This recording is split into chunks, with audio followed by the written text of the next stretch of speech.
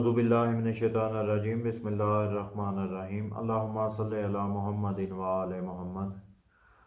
سرکار مصطفیٰ صلی اللہ علیہ وسلم سے ایک روایت منسوب کی جاتی ہے کہ آپ علیہ السلام نے فرمایا کہ اگر میرے بعد کوئی نبی ہوتا تو عمر ہوتا۔ اول تو یہ روایت موضوع ہے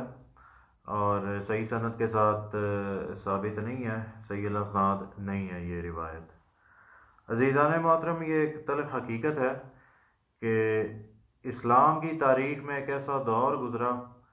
جب سرکار مصطفیٰ صلی اللہ علیہ وسلم کی حدیث بیان کرنے پر پابندی لگا دی گئی، اور جو آپ علیہ السلام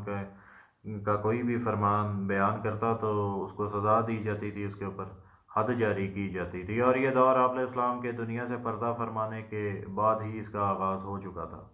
ایک تلخ حقیقت اور بھی ہے کہ ایک ایسا دور بھی اسلام کی تاریخ میں آیا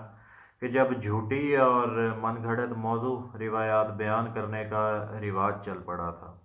اور جو جھوٹی اور من گھڑت روایات بیان کیا کرتے تھے یا لوگوں سے کروایا کرتے تھے،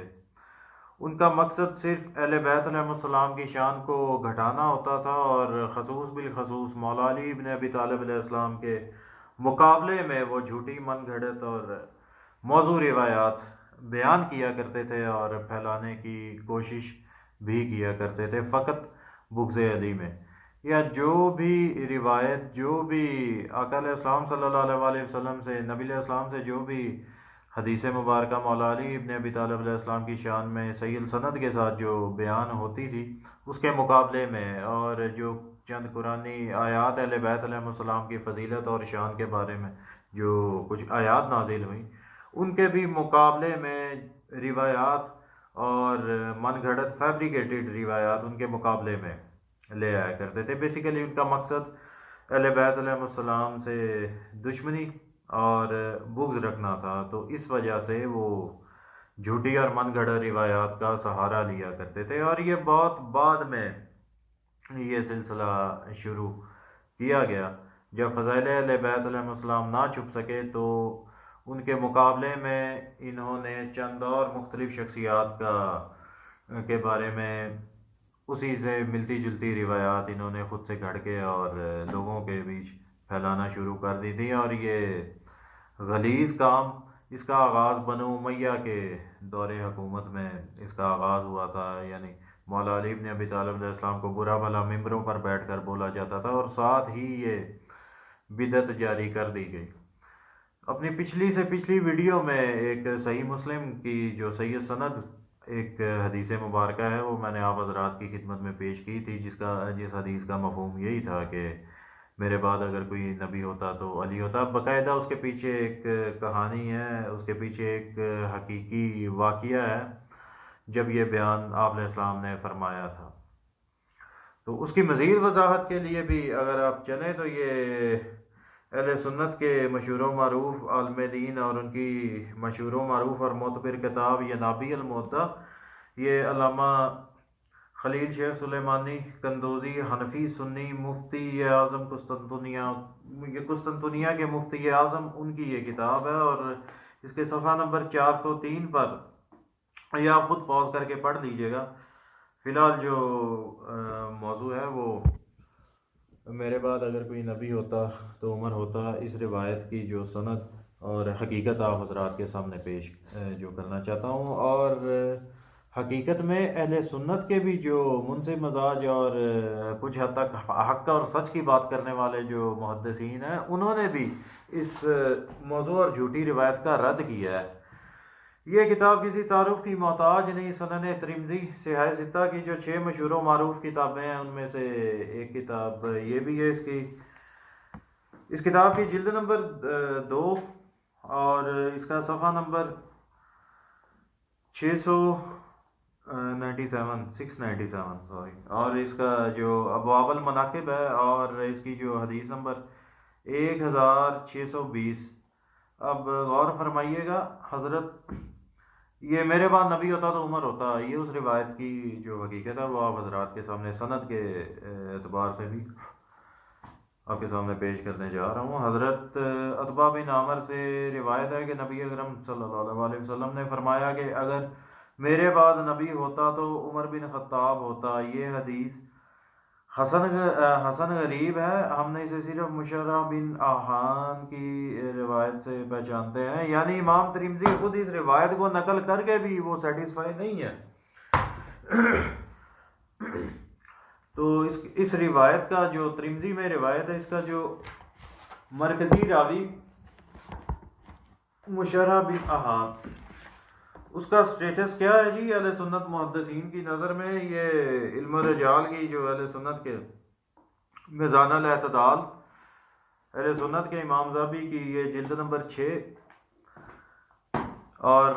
اس کا صفحہ نمبر 422، اس کی رقم نمبر 8555، مشرح بن آہان۔ اس کے بارے میں آگے ابن حبان، یہ اس راوی کا جو مرکزی راوی ہے ترمذی والی روایت کا، اس راوی کا جو سٹیٹس ہے وہ آپ حضرات کے سامنے۔ ابن حبان کہتے ہیں کہ اس کی کنیت ابو مصعب ہے، اس نے اتباع کے حوالے سے ایسی منکر، یہ اس لفظ پہ ذرا غور فرمائیے گا، اس نے منکر روایات نقل کی ہیں جن کی مطابقت نہیں کی گئی، جبکہ لیث بن الہیہ نے اس سے روایات نقل کی ہیں۔ درست یہ ہے کہ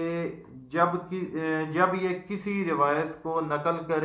کرنے میں منفرد ہو تو اسے متروک قرار دیا جائے گا۔ یعنی مشرح بن آہان، امام ترمذی نے بھی کہا کہ ہم نے اس کو صرف یہ اس بندے کی روایت سے ہی سنا ہے،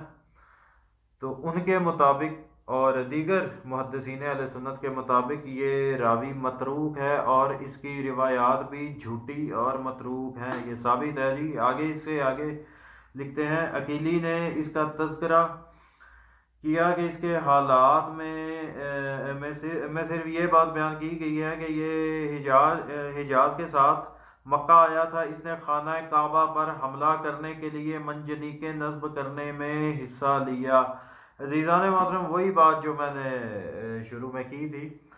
کہ جو بنو امیہ کا جب دور آیا تو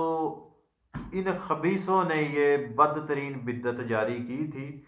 اور اس راوی کا جو حال احوال ہے اس کے حال سے ہی معلوم ہو جاتا ہے کہ یہ کس پارٹی کا بندہ تھا۔ بیسیکلی بنو امیہ کا یہ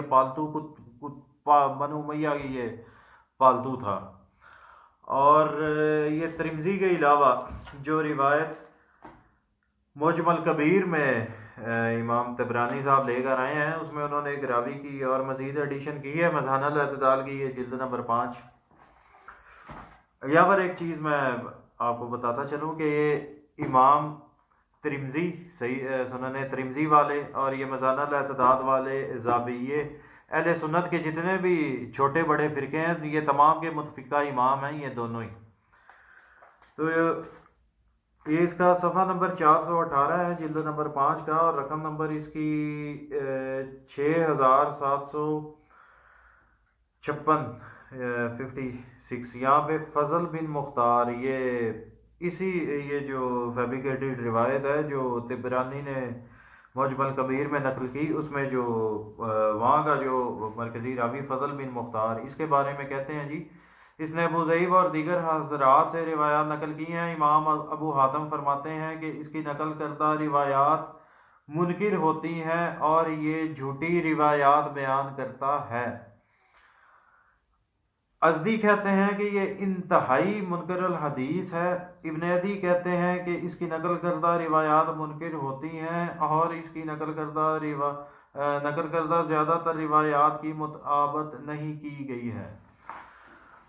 عزیزان محترم، اہل سنت محدثین کے نزدیک جو جھوٹے سے جھوٹے راوی، جو متروک سے متروک، یعنی روایات میں جو جیرا میں جو متروک ایک ٹرم یوز کی جاتی ہے، وہ سب سے جھوٹے اور گھٹیا بندے کے لیے کی جاتی ہے، کہ یعنی ان شارٹ آپ یہی سمجھ لیں کہ اس کی سچی باتوں کو بھی لوگ جھوٹ سمجھتے ہیں۔ بہرحال یہ ان کی باتیں واقعی جھوٹی ہیں، کیونکہ ان کی روایات لینا ہی کسی بھی اصول کے اندر نہیں اترتی اہل سنت حضرات کے نزدیک۔ جو جھوٹے سے جھوٹے، کذاب سے کذاب جو لوگ ہیں، یا یہ وہ شخص ہیں کہ جو انسان کے روپ میں شیطان تھے، انہوں نے یہ روایت گھڑی کہ آپ علیہ السلام نے فرمایا کہ میرے بعد کوئی نبی ہوتا تو عمر ہوتا۔ تو عزیزان محترم، ایک اگلی ہی روایت جو میں آپ حضرات کی خدمت میں پیش کرنے لگا ہوں، حالانکہ یہ روایت یہ جو موضوع روایت ہے میرے بعد نبی ہوتا تو عمر ہوتا والی، حالانکہ موضوع تو میرا یہی تھا، ٹاپک تو یہی تھا، لیکن یہ تھوڑی سی اس سے ہٹ کر ہے، لیکن ایک اور حقیقت آپ تمام حضرات کے سامنے واضح کرنا چاہتا ہوں۔ اگلے صفحہ نمبر 419 پر وہی جھوٹے سے جھوٹا، متروک سے متروک فضل بن مختار، اس کی اگلے ایک جھوٹی روایت ایک درج کی گئی ہے۔ نبی اکرم صلی اللہ علیہ وسلم نے حضرت ابو بکر سے فرمایا، تمہارا مال کتنا پاک و پاکیزہ ہے، اس میں سے ایک بلال ہے جو میرا مؤذن ہے، اس میں سے ایک اونٹنی ہے، اور میں گویا اس وقت بھی تمہیں دیکھ رہا ہوں کہ تم جنت کے دروازے پر کھڑے ہو کر میری امت کی شفاعت کر رہے ہو۔ اب آگے نیچے لکھتے ہیں کہ یہ روایت جھوٹی اور عجیب و غریب ہے۔ بالکل عزیزان محترم، یہ دونوں جو روایات ہیں یہ آپ حضرات کے سامنے ہیں، سند اور متن کے لحاظ سے بھی یہ روایات جھوٹی ہیں۔ یعنی فضل بن مختار، جو یہ روایت اکثر غیر شیعہ حضرات اپنے جمعے کے خطبوں میں مسجدوں کے اسپیکروں میں جو بیان کرتے ہیں کہ حضرت ابو بکر کے بارے میں فرمایا کہ حضرت ابو بکر کا مال پاک ہے، یہ بات کرنے والا بھی جھوٹا اور متروک راوی، اور اس کے بعد ان کے مال میں حضرت بلال حبشی رضی اللہ تعالیٰ عنہ کو شامل کیا، یہ بات بھی جھوٹی ثابت ہوئی۔ اور اس کے آگے جنت کے دروازے پر کھڑے ہو کر حضرت ابو بکر امت کی شفاعت کروا رہے ہیں، سبحان اللہ۔ یعنی حضرت ابو بکر سے امت محمدی کی شفاعت کروانے والا شخص بھی جھوٹا اور متروک ہے، اور بالکل یہ روایت نقل کرنے کے بعد انہوں نے یہ لکھا کہ یہ روایت جھوٹی اور عجیب و غریب ہے۔ تو عزیزان محترم، یہ ساری باتیں یہ مجھ غریب کی نہیں ہیں، بلکہ اہل سنت کے جو محدثین اور امام ہیں ان کی نظر میں، یا جو ان کا سٹیٹس تھا ان روایات اور ان راویوں کو لے کر، وہ ان کی جو حقیقت اور ان کا جو موقف ہے وہ میں نے آپ حضرات کی خدمت میں پیش کیا۔ اور باقی اس کے علاوہ آج کل اگر اپنے ہی محفلوں میں اپنے ہی لوگوں کے سامنے مسجدوں کے ممبروں پر بیٹھ کر اور مسجدوں کے اسپیکروں میں اگر اس طرح کی جو روایات آج بھی پورے وثوق کے ساتھ یا پوری ڈھٹائی کے ساتھ بیان کرتے ہیں، یہ ان کی کم علمی ہے اور ان کی جہالت ہے۔ تو میرا مقصد صرف آپ حضرات کے سامنے ان حقائق کو رکھنا تھا۔ تو آپ حضرات کو یہ دعوت فکر ہے کہ حق اور باطل کے درمیان خود فرق معلوم کیا کریں۔ وما علینا الا البلاغ۔